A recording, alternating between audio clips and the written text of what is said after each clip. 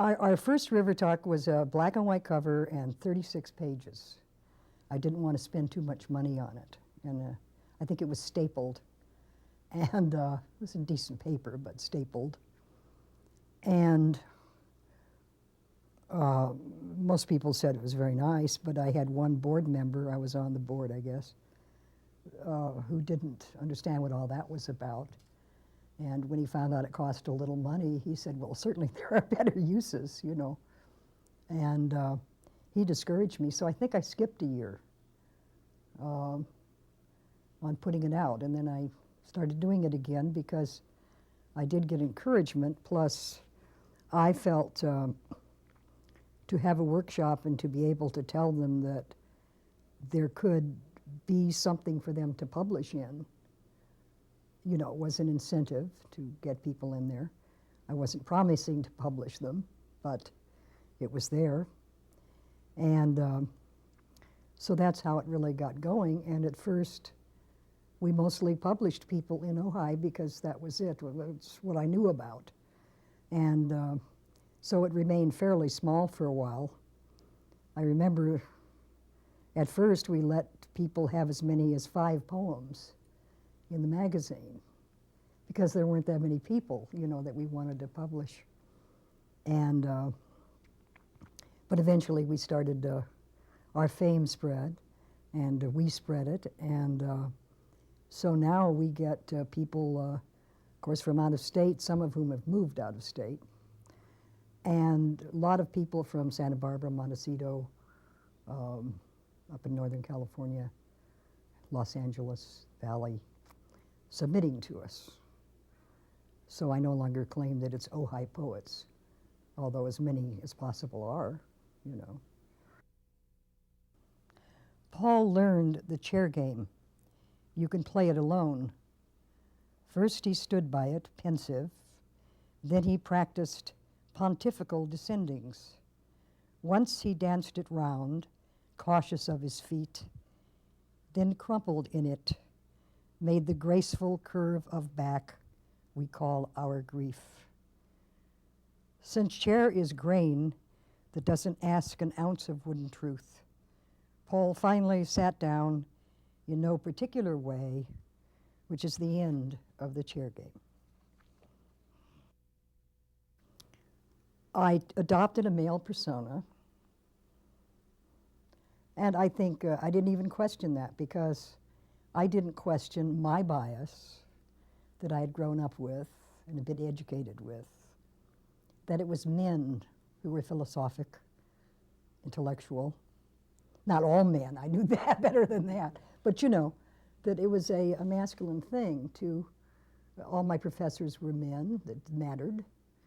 I read books by men, the great poets were men as far as I knew, and so on. And so Paul is a kind of boy man who's sort of lost in the world and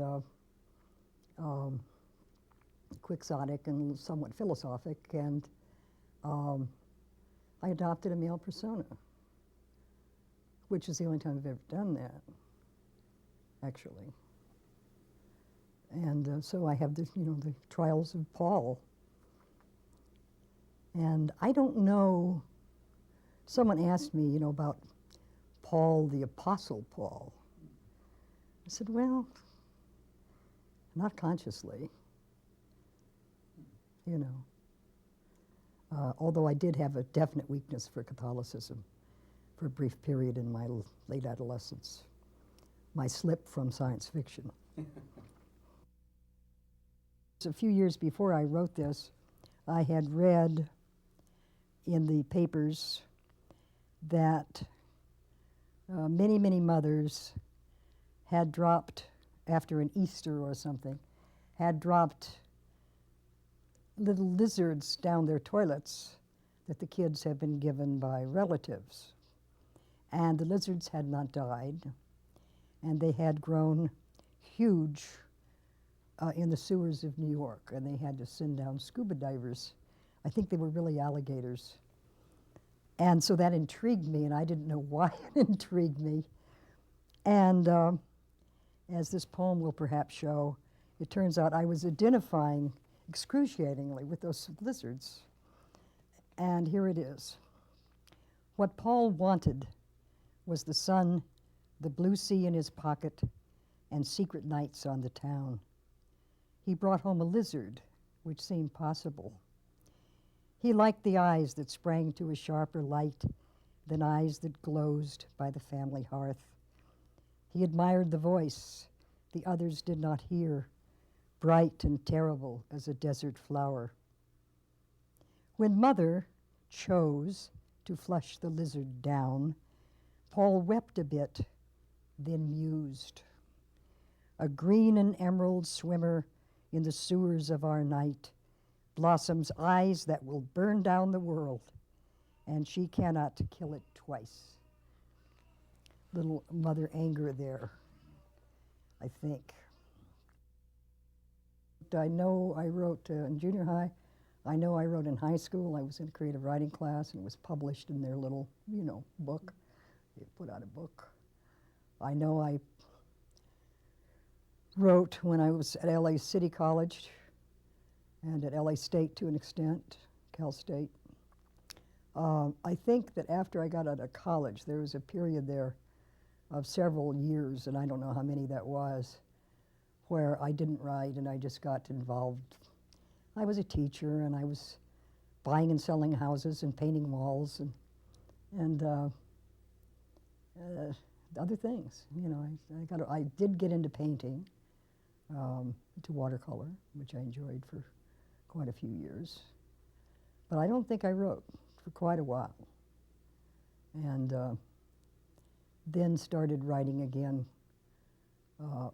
quite heavily when I started teaching at LA City College.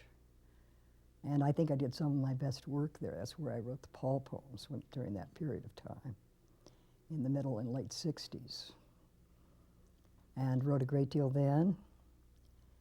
And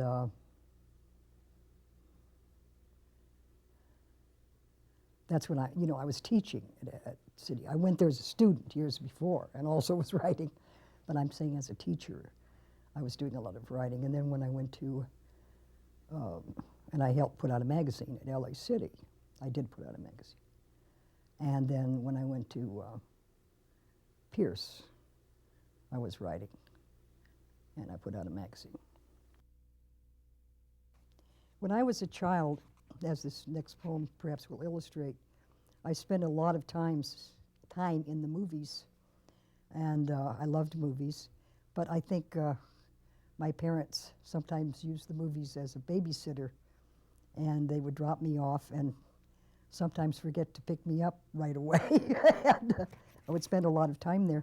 And I remember sometimes being in the lobby of a theater and becoming frightened and lonely, bereft. And so maybe that leads into this poem, which is called Sitting in the Movies. And by the way, this is true, I loved prison movies where women were in prison. I loved prison movies as a girl, sat through double bills of Ida Lupino striding the walled yard, eyes luminous, cigarette dangling gloriously from bitter lips. Wow. And all those women eating together, banging their spoons in mutual riot, sharing cells and scheming the demise of brutal guards. And tough as they were, always protecting the young one, the innocent one in their midst.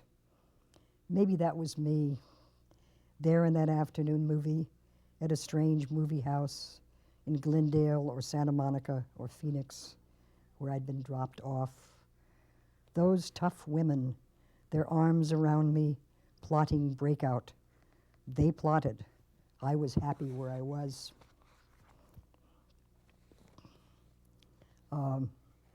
I think I felt that it wasn't lonely in prison. I really do. I thought, gee, they got friends, and they're all together. Speaking of my background in Los Angeles, all my life, this is kind of nice memory of going out to the Wimpy's in downtown LA. We were little kids with my mother and father, my brother. It's called White Nights in LA, 1937. I remember the Friday nights when Dad in his brown suit from the office and Mother in purple dress with matching hat, fit for a leading secretary at Richfield Oil, took us to Wimpy's in downtown LA. We ate 2 burgers and a chocolate malt for 15 cents apiece and felt the awesome power of our parents, who smelled deliciously of shaving cream and face powder and were glamorous beyond even now my talent to record.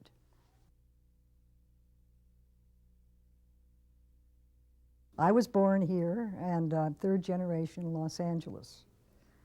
You know, I was born in the Hollywood Hospital in 1930. And as you say, I grew up, and you know, and my parents worked in downtown LA, which was a nice place to go. And had all the good department stores were there, and you know, and there was a certain glamour to all that. When I was 16, I'd go to Hollywood Boulevard and do my Christmas shopping without a thought. And again, the good shops were there. And it's changed, you know. I wrote the story of my life in 2 pages. Right. And the first page is an introduction to the last page, so it's been a short life, actually. It's called You Were Just in Time for My Poem About Sorrow. And I was younger in this poem. I used my actual name. I was 67, so the poem begins. You see, it was my last poem. All right. I am 67. All my cobwebs are cross-laced nicely. It is time to begin. I'll lead with biography, of course. I was a bulky child who wanted the dog she did not get, and the joy of burning at the stake like Joan of Arc. Some might suspect this fantasy hung from a sexual hinge. I think I thought to burn the fat away and emerge a slender cinder of a girl to the applause of a mocking world. At any rate, puberty kicked in and a hotter flame took hold. I hit the road, joined midnight auto shop, learned to drink and throw up, got cornered by bursting boys in the back seats of cars who did not admire my pointed wit, hung my parents' Chevy over the edge of a cliff. Then I grew up, grew cautious, and grew old, all in an instant, it seems, over a vodka and tonic at a pleasant beach bar. And now my poem, which is fragmented images only, picked from a dozen or so. My brother hangs over me as I lie curled in the road. We have crashed the car. He has a broken leg but doesn't seem to notice. I am embarrassed by his love.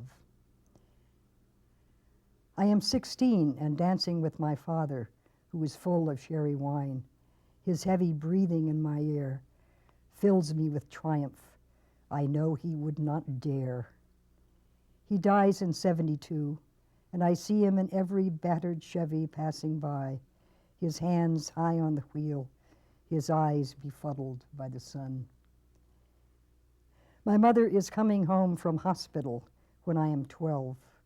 Dad is mad at her and doesn't care. I go to the Hispanic lady up the street and buy an armload of garden flowers that spill from their vases in the living room. When she dies 40 years later, I do not bury Mother in the blue dress she asked for. I burn her with a cold heart. My little horse has died that was more than mere creature to me. No, no, no, I sigh in grand stage whisper, like bad actor in a failed play. I wish I'd been born Greek and could take a bath in tears. My last poem ever. There it is. I'll read a few more current poems. This one I wrote just a few months ago as a response, and I think it's probably worth sharing because so many of us have experiences in our own in our families where someone doesn't make it because of the drug culture. And this was my niece's son, Bobby, and who died at 33, and was an addict and also appeared to be schizophrenic, but who knows what caused the relationship there. And everyone avoided Bobby because when he called, he wanted money and lied about why he wanted it. So no one was too happy to see him much anymore. Everyone was giving up on him pretty much, trying to take care of him at a distance because he'd been so disappointing.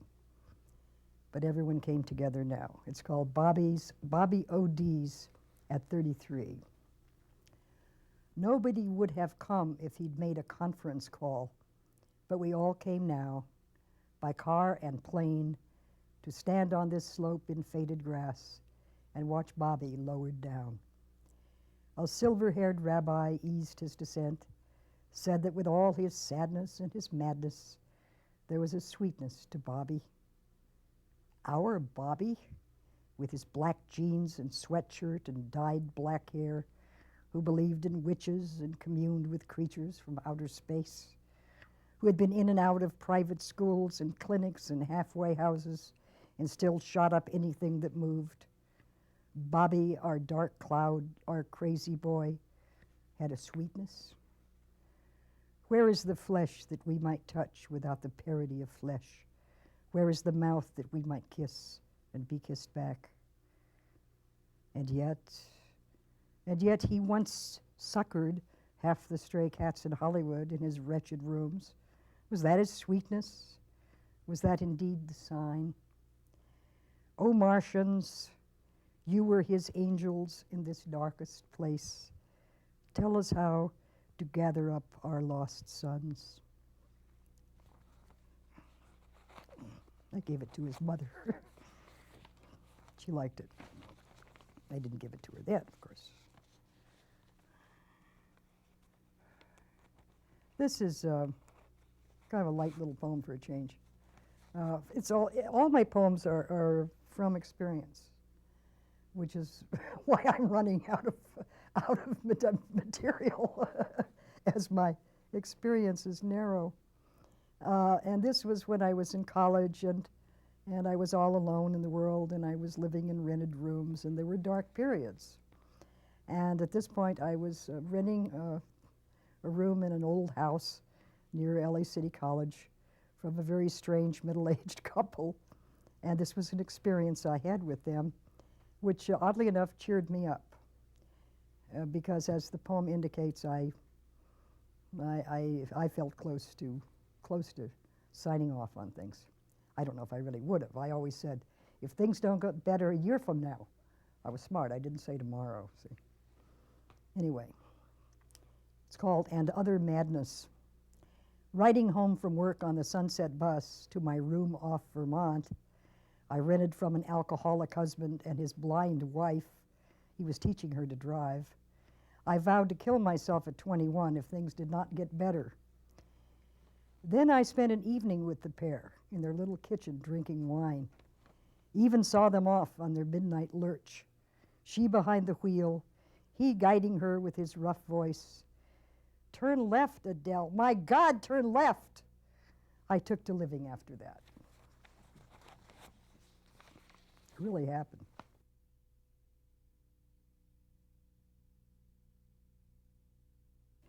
I think I was about 8 when we had moved back into a neighborhood where I had lived when I was probably 4 and 5, and had made my first friendship, naturally with a little girl who lived next door. And although it was fraught with conflict, it still was my first friendship. And we moved back into the neighborhood and heard that Louise had died in an automobile accident in some horrible way I won't go into.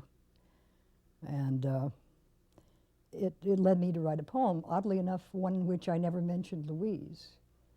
It was just this sort of nostalgic poem about, I remember a few lines. I know no lines from any other poems.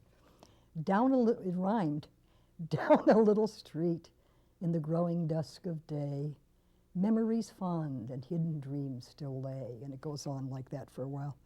And something about the passing of the childish heart, the growth of the childish heart toward the end. And I don't know where that came from. And I'm sorry it rhymed, but it did. So that was my first poem. And by the 7th grade, I put together an anthology of my work, complete with an introduction and a dedication. And oddly enough, I dedicated it to my mother, who I claimed in the book had so inspired me. And actually, I don't think I ever showed her any of it. But I think I thought that was the thing to say. And I wrote about the poems that had inspired me, and there were 2, and I don't remember what they were. Oh, one of them was a dog poem by a famous dog writer. Can't remember who it was. There is something with the old dog went I had not thought could die. It still makes me cry. And so anyway, I had these poems, and they were about my dogs and outer space, because my brother and I were both into what was science fiction then, and believe me, it existed. There were no, and it existed in pulp magazines. Yeah. And the 2 that we were familiar with were Fantastic and Astonishing, or Astounding, I think it was. And Fantastic, even we realized, was kind of, we didn't know that word then, but sleazy. It was, the beautiful girls with big boobs on Mars, And the other one, Astounding, was more intellectual. At least we thought so. I don't know if we knew that word either, but more compelling. And so we loved this stuff, which may be why, after I grew up, I didn't care it wasn't new to me. And so I've never been as fixated about being beamed up anymore as I was then, It made me an atheist. That's important. Because I knew there was life in other worlds. I still think there probably is. I think we're probably too far away ever to say hello. And I figured that our earthbound religions were too narrow. And I rejected religion, and really always have, with moments of weakness. Paul hung back in the door. Come in, Paul, and see the show. I came to watch the people in the lobby who have seen the show. Come, Paul, see what they came to see. One dark step merely, the screen bursts into light. Paul did and saw. There was a spider on the screen that crawled into his eyes and cleaned them out. Then he knew why their faces had bothered him. It's called Losing Things. I look for a match in my purse, for keys, comb. All is lost, apparently. I do find a dog collar which belonged to Chip, receipts for things I no longer own, and a note on the back of a check stub. It reads, "Call Ellen on March 12th. I have no memory to attach to the note, and this is August. But wait, I did know Ellen Chandler 40 years ago, a fat, retarded girl with dragging hem who got lost when I sent her to health office. They found her crying in a john, too embarrassed to enter any classroom door again. I'll call if I can find her across the twilight. Maybe Ellen Chandler, expert in bewilderment, can tell me where everything I've lost has gone. It's called Twice Widowed. She awoke to the nightmare her life had become. All the lights in the house were on, and he was roaming again. Norm, family friend for 40 years, husband for 3, now fully dressed at 2 a.m. She wondered if you can speak in such a dream, managed, "What are you doing, Norm?" "I am looking for the documents," he told her, "that will explain what is happening to me." She got him back to bed and held her breath as darkness settled. At 4 a.m., he was up again, lighting the burners on the kitchen range. It was time. Her heart, she knew, must turn to stone. His brother came and got him and took him to a place already waiting. They were told they should not visit very soon. Before he left, he turned to her, the unkind stranger. "What do I have to do, lady, for you to let me stay?" She would sell this house, the home of her first long marriage, the white rugs, white walls, thin Ventura sun, sparking paintings on the wall. She would buy a condo and travel, visit relatives in New York, see Europe again. She was weary of husbands who languish and die, and weary of those who don't.